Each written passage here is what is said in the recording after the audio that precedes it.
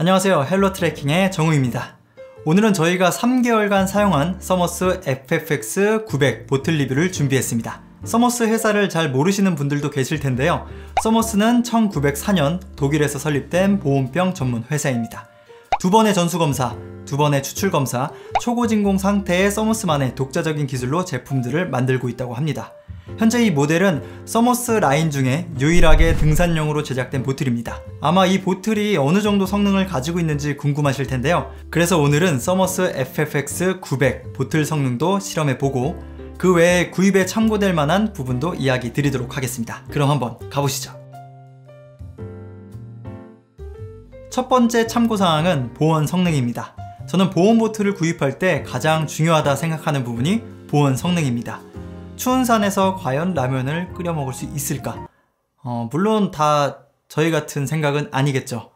무튼 서머스 FFX900 모델의 공식 스펙은 6시간 기준 보냉은 10도 이하, 보온은 77도 이상이라고 나와 있습니다.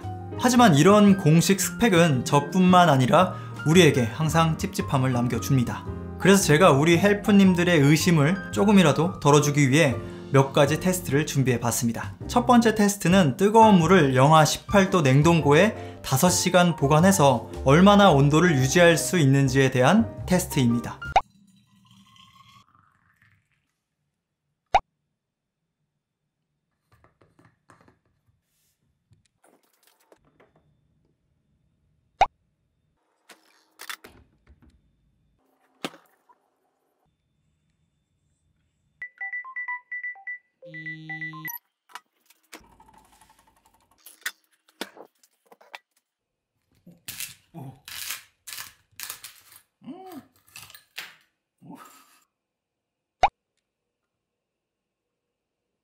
테스트 결과 시작 전 물의 온도는 약 98.4도, 5시간 후 물의 온도는 약 86.3도로 약 12.1도가량 온도가 떨어졌음을 알 수 있습니다. 물 온도 86.3도는 컵라면을 익히는데 충분했고요.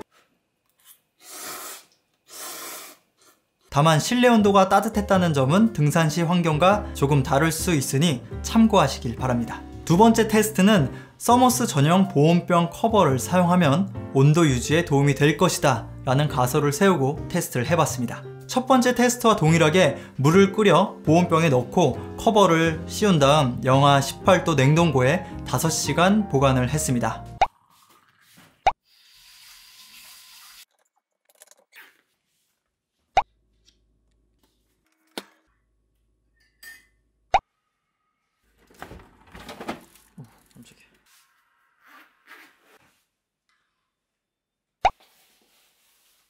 최초 온도는 약 97.8도, 5시간 후 측정한 온도는 86.7도로 약 11.1도 차이가 있었습니다. 커버가 없을 때보다 1도가량 보온력이 좋아졌음을 알 수 있었습니다. 실제로 한파였던 소백산, 설악산 산행 때도 컵라면이 잘 익을 정도로 온도가 잘 유지됐습니다. 참고로 이날 정상 날씨는 영하 18도에서 20도 정도였고 집에서 물을 끓여갔기 때문에 보온 시간은 약 8시간 이상 소요됐습니다. 다만 입산 전 기온이 바로 영하 18도가 아니었기 때문에 이 부분은 참고하시길 바랍니다. 서머스 보틀은 진공단열 스테인리스 이중 구조로 높은 보온과 보냉 효과를 가지고 있습니다. 서머스의 초고 진공벽은 물이나 공기가 존재하지 않는 우주와 같아서 열을 전달할 수 없는 시스템이라고 합니다. 소재 또한 잘 녹슬지 않는 스테인리스 소재를 사용했다고 합니다. 마지막으로 물의 양이 많을수록 온도 유지가 좋기 때문에 500ml 모델인 FFX500과는 보온 성능 차이가 있을 수 있습니다. 이 부분은 참고하시길 바랄게요.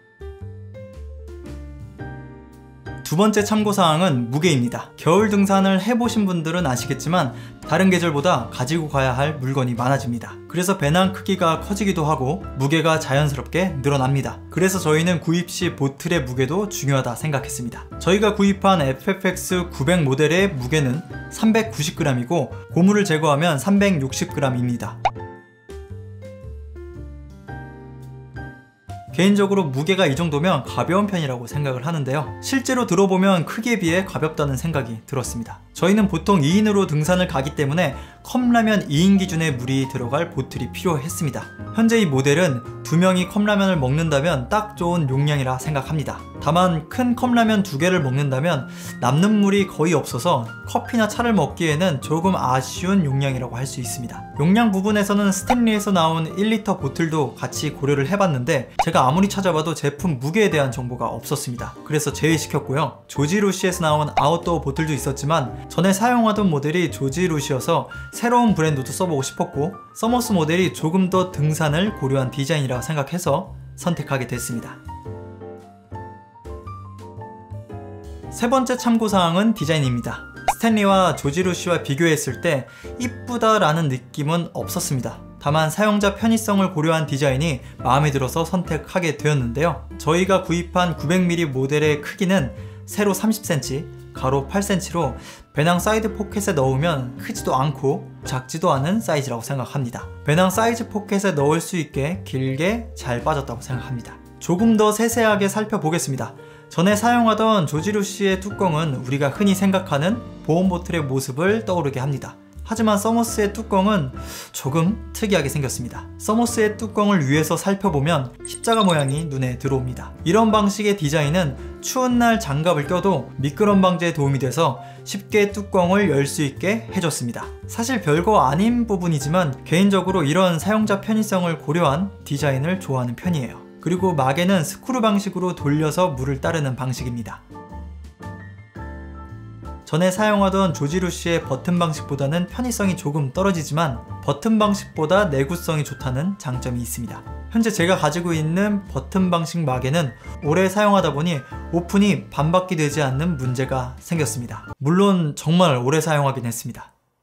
여기서 조금 아쉬웠던 점은 스크류 자체가 그냥 플라스틱 같은 재질로 되어 있습니다. 물론 미끄럼 방지를 위해 톱니 모양으로 디자인이 되어 있지만 이너 장갑을 낀 상태로는 약간 미끄러운 감이 있었습니다. 물론 제 이너 장갑이 조금 미끄럽긴 합니다. 그래도 뚜껑처럼 미끄럼 방지를 위한 마감을 해줬다면 조금 더 좋지 않았을까 하는 생각이 듭니다. 그리고 분리가 가능한 바디링은 보온병에 대한 그립감을 좋게 해서 장갑을 껴도 미끄럼 방지를 확실하게 해주었고 바닥 커버는 돌이나 요철로 인한 바닥 손상을 막아줘서 장비를 깨끗하게 보존할 수 있게 해주었습니다. 네 번째 참고사항은 세척입니다. 보틀에 물만 담아서 쓴다고 해도 물때가 생길 수 있어서 세척을 해줘야 하는데 버튼 방식 스크류는 세척을 해도 뭔가 구석구석 닦아내지 못한 기분이 조금 들었어요. 하지만 서머스는 스크류 2개가 분리되는 더블 스크류 방식이라 구석구석 닦아낼 수 있어서 세척의 편의성이 제공됐습니다. 마지막 5번째 참고사항은 전용 보틀 커버입니다. 보틀 전용으로 제작이 되어서 사이즈가 정말 딱 맞습니다. 그리고 디자인도 블랙 색상으로 깔끔하게 제작이 되어 있어요. 보틀 사용 시 커버를 뺄 필요 없이 지퍼만 내리면 커버의 상단부가 전부 열리기 때문에 사용 편의성도 매우 좋았습니다. 다만 커버를 별도로 추가 구매해야 한다는 점은 조금 아쉬운 부분입니다. 하지만 커버가 있는 만큼 보온 성능도 조금 더 올라가고 보틀을 보호해주는 역할도 하기 때문에 이 부분은 각자의 취향에 따라 선택하시면 될 것 같습니다. 이 제품 이제 추천해 볼 텐데요. 누가 쓰면 좋을까요? 첫 번째는 저희처럼 추운 날 등산 시 라면을 꼭 먹어야 한다 하는 분들에게 추천합니다. 실제로 영하 18도 냉동고에서 5시간이 지나도 86도 이상 온도를 유지를 했고 실제로 한파 속에서 저희가 라면을 잘 끓여 먹을 정도로 보온력이 우수했습니다. 두 번째는 가벼운 아웃도어 보틀을 찾는 분들에게 추천드립니다.